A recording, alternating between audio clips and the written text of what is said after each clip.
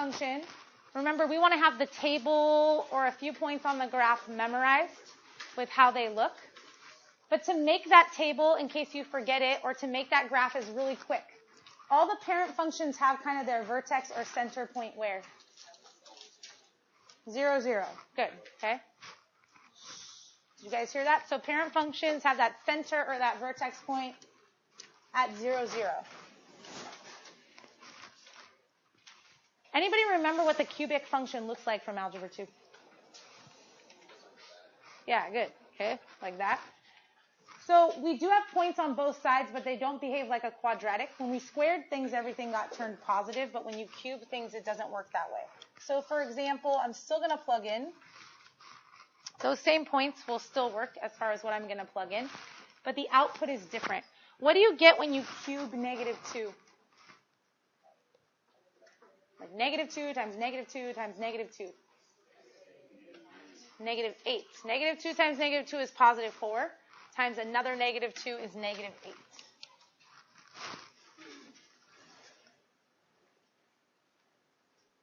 Okay. So what do you get when you cube -1? -1.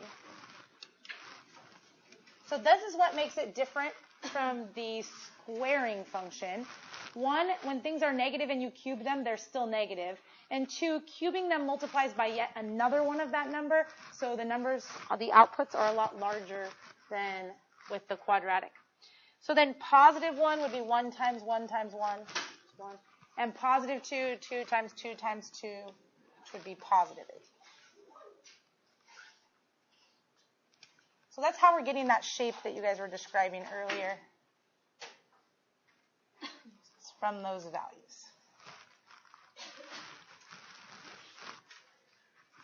So remember, our h and our k is referring to that really generic basic form of each type of function where a is out here. Then inside your function, you have x minus your h, and after your function, you have plus k. So in the parent function, the function that's up here, what is our h and our k? 0, 0. There's nothing inside here being subtracted from x before it's being cubed, and there's nothing outside here being added onto it after it's being cubed. So it's at 0, 0. For our examples, we're leaving the x and the y-intercepts blank, but for the parent functions, because they're very simple, we can see the x and y-intercepts and at least write them down right now. What is both the x and the y-intercept of this graph?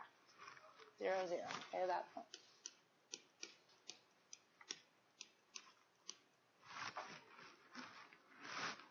So what about the domain for this function? Good, it's all real numbers. You think maybe if you pick an x out here, the graph isn't going to line up with it. It is. It's just going to be really, really high, because when you pick 10, say, what is 10 to the third power? 1,000. So the point 10, 1,000 is on your graph. So they all have something that lines up with them. It's just kind of like stretched really far because it's growing really fast. But we can still plug in all real numbers.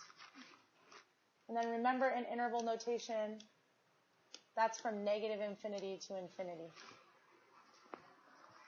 All right, what about the range for this function? All real numbers. So our quadratic always had like y is greater than or equal to, or y is less than or equal to something, because it hit a point where it turned around and everything was under a certain number or over a certain number. In this graph, it doesn't turn around at the vertex. It kind of has what we call an inflection point, where it has a little bit of a change of direction, but it keeps traveling in both directions, so you'll still hit every y value above or below the vertex.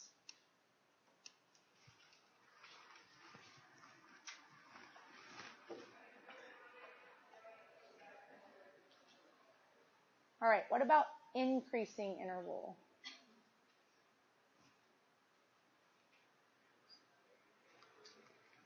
Good, okay?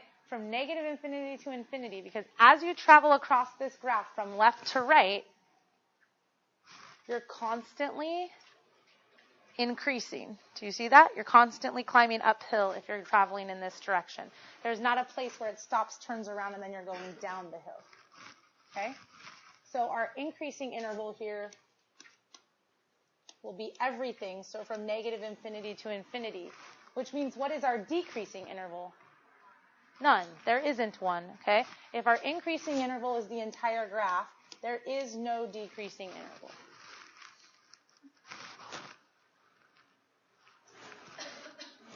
Is this function one-to-one? Yes. Okay? Not only is it a function and passes the vertical line test, but it also passes the horizontal line test. Our quadratics didn't do that, but this function doesn't turn around and have parallel points at each y value. So this function is one-to-one. Is there an axis of symmetry for this?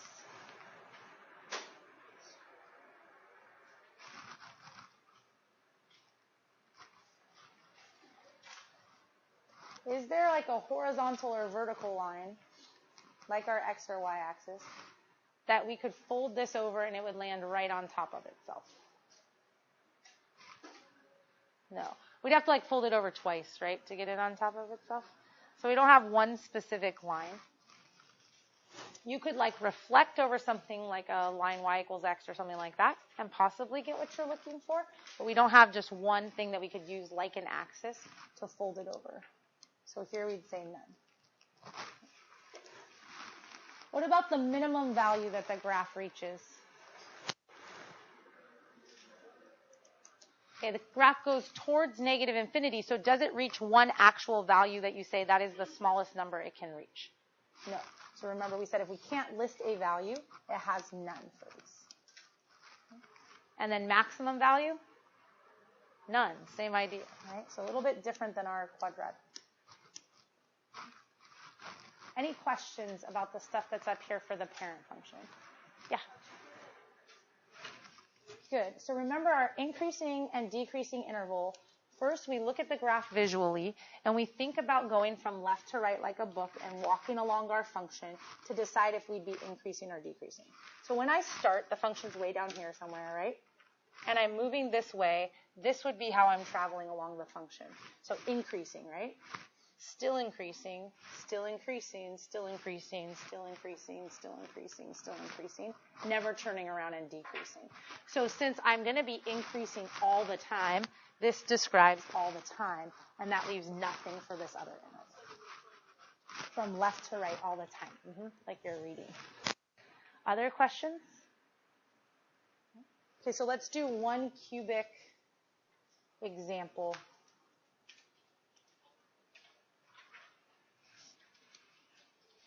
So here's a cubic example.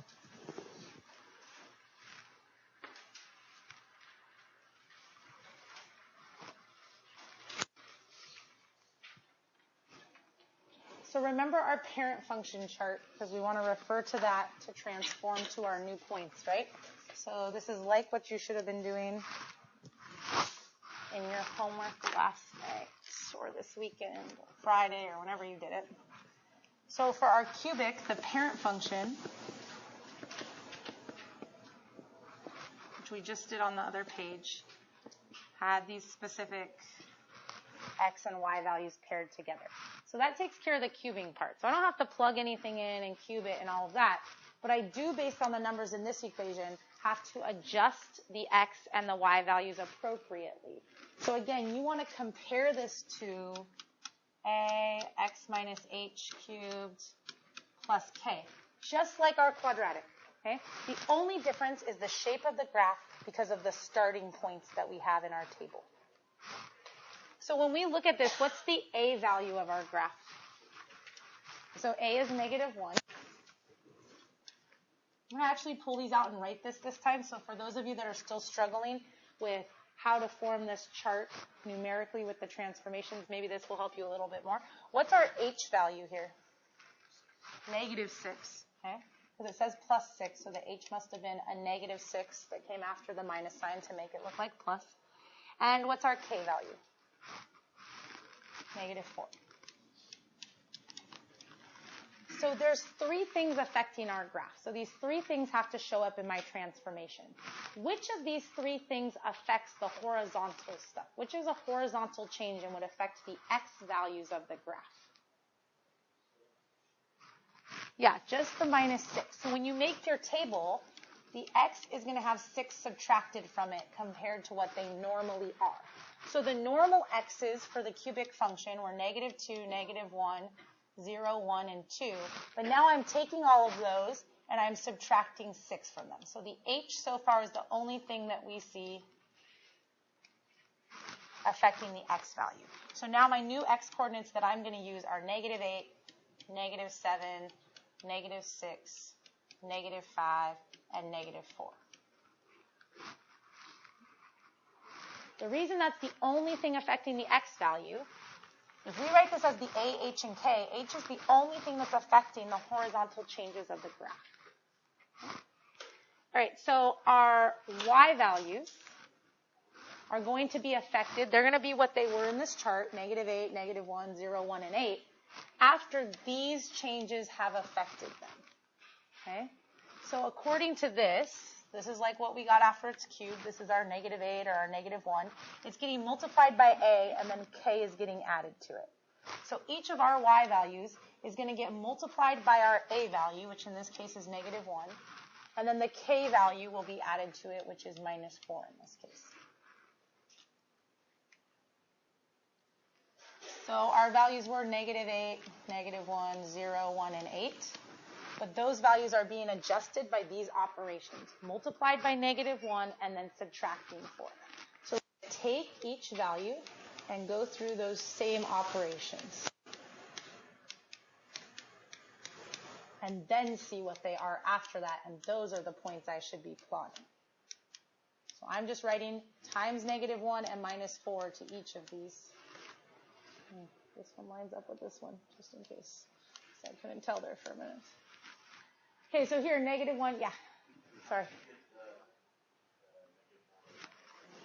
Good, because of the a right here, and then because of the k. So the a and the k are affecting our graph vertically. They're going to change the graph vertically. So that means after you cube the number and it sat here, it would get times by a, and then it would be added with k, right? So my a is negative 1 and my k is negative 4. So normally these are the values, but they're being adjusted by those numbers right there in this equation compared to the parent function. So I'm going to take the normal values that they normally come out to be when I cube them, but I'm going to times them by that negative 1 and subtract 4 from them. And it's always times by a and add k, or subtract if it's negative, yeah. Okay. So right here, negative 1 times negative 8 would be positive 8, minus 4 would be 4. So I should have the point negative 8, 4 on my graph. And then here, this would be 1 minus 4 would be negative 3. This will be 0 minus 4, so negative 4. This will be negative 1 minus 4, so negative 5. And this will be negative 8 minus 4, so negative 12. So on my graph, where should my new vertex point be? So there's two ways for you to see this. Your chart had a vertex in it, right? You kind of centered everything around the vertex. So from my table that I made, what's kind of the center point? Because I always picked the vertex and 2 things before it and 2 things after it. So that means this one is my vertex, and it's the point negative 6, negative 4. Does that match with what you know about the equation and how you should be able to find the vertex there? Okay, h and k should find your vertex from your equation. What was our h in our equation? Negative 6, and our k was negative 4. Okay, so our work here is matching up with what our equation is telling us here. That makes sense that our graph is now centered around the point negative 6, negative 4 instead of the point 0, 0.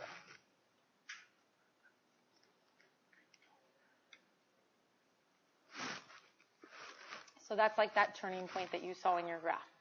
And then we have the point negative 8, negative 4. Or sorry, negative 8, positive 4. And negative 7, negative 3.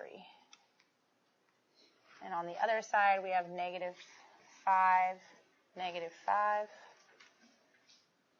And then negative 4, negative 12, which will be like down here somewhere.